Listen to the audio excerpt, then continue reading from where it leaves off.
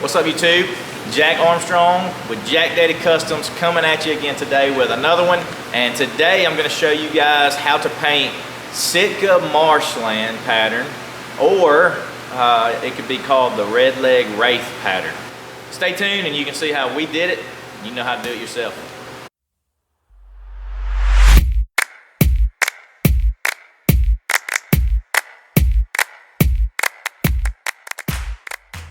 So you can see I got the boat painted, and I'm fixing to show you in detail how to do this using a cooler.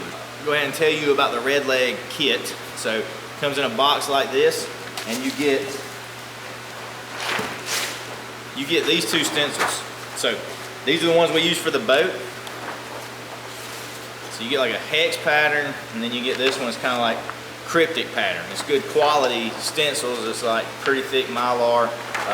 The key, making sure you keep them cleaned off. So when we were painting the boat, we kept a like a Rubbermaid tub or a tote, and we kept some acetone in there and kept it covered so it didn't just evaporate like that. But we might spray 2 or 3 times with one stencil, and then we'd go clean it off and let it sit in there. If you get the redleg wraith pattern and then you do exactly what they say, it'll look a lot like Sitka timber, which is stinking sweet as well.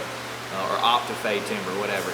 Let me tell you the colors that they recommend for wraith, and you could do it this way. So you could lay down your base coat, which for wraith is flat black.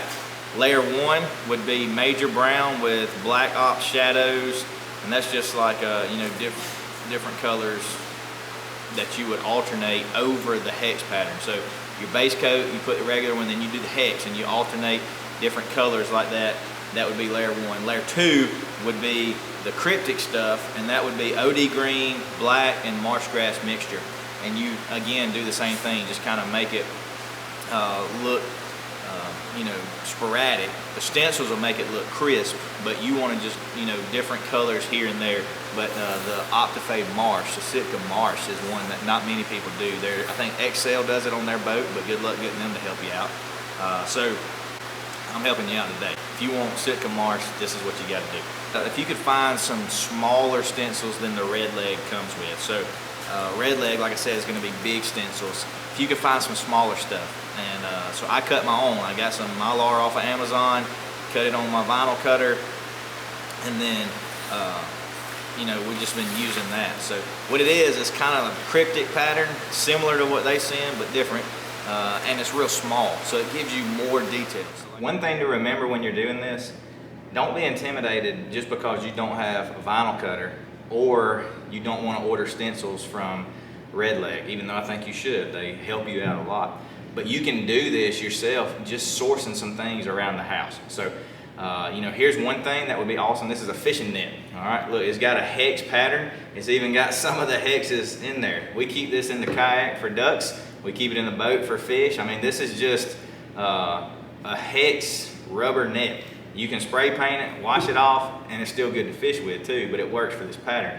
Another thing, for like the Sitka or the like the cryptic pattern or something, you can get yourself an old like manila folder, or you could get some cardstock like this and just print it off. So print it off on the computer, cut that out with an X-Acto knife, trace it out. This is cardstock.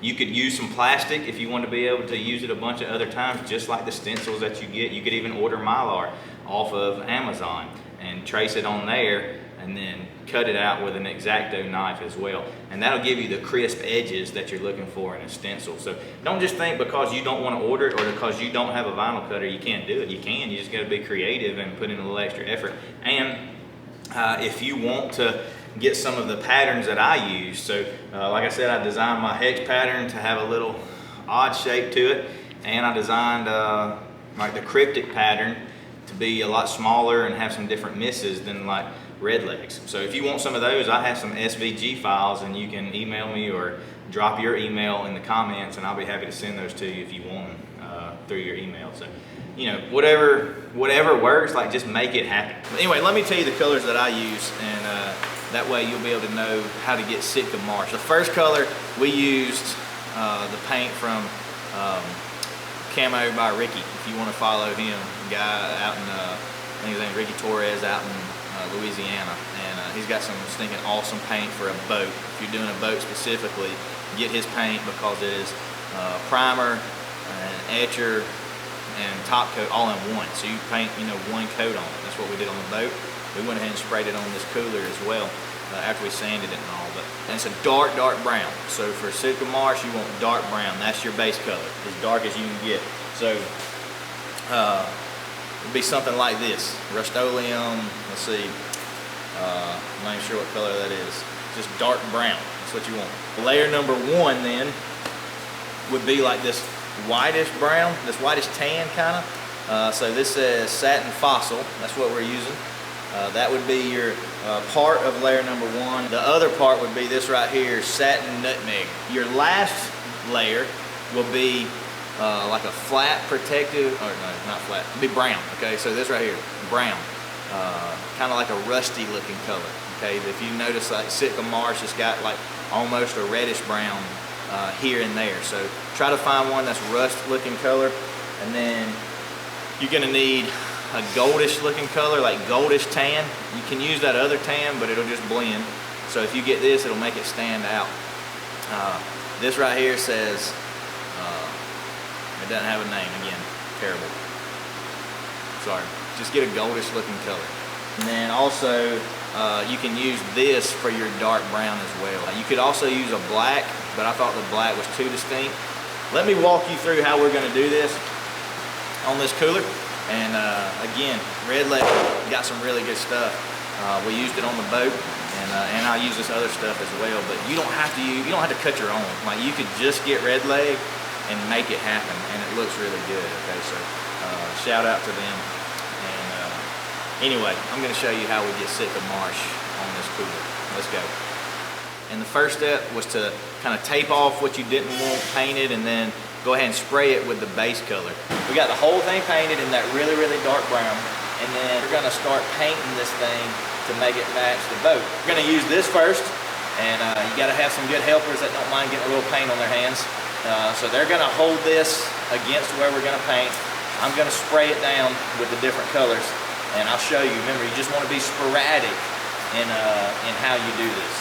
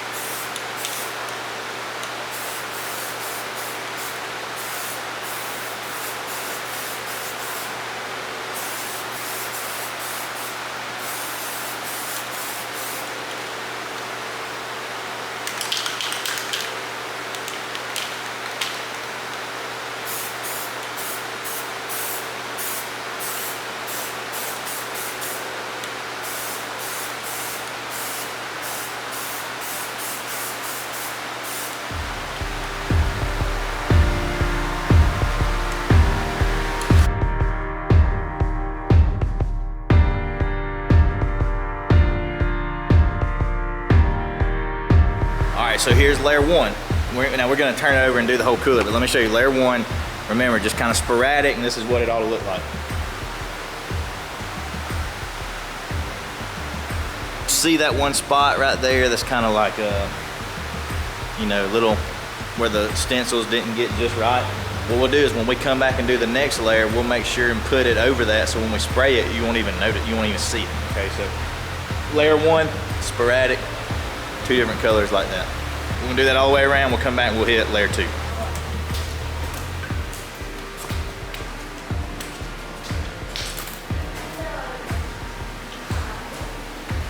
All right, so now we got our base coat. We've got our layer 1, which is kind of sporadic. And you can take those hex patterns and lay them on top of the other hex patterns and do like a little mist. It gives it a little bit more dimension. And then also, before we do this last one, I want to go get my Sitka hat.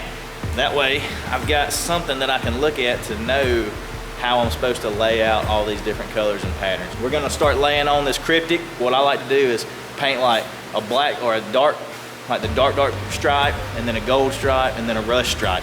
And then the other side, I might do the opposite. So you just wanna be random so you don't get any kind of set pattern. And when you lay down your cryptic pieces, make sure you rotate them a little bit every time, so it's not like a upside down cup every time you see the pattern. You want to be completely random.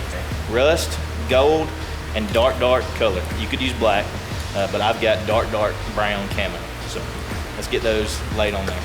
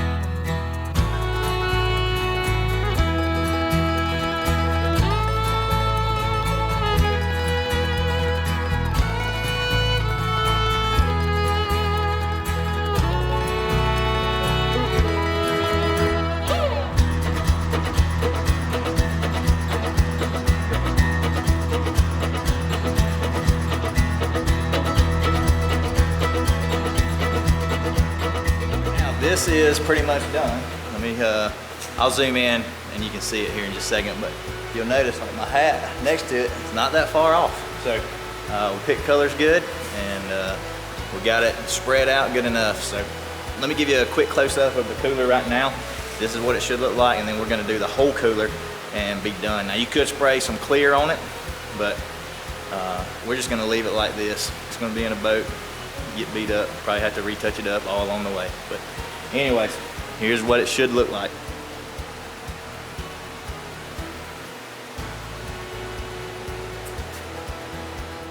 The last thing that we have to do now is just to put this HydroTurf on top, and then that makes it good and comfy. We're gonna have people riding on it, I imagine. We might be standing up on it to sight fish, whatever, but we're gonna put this HydroTurf on, make it match the boat as well.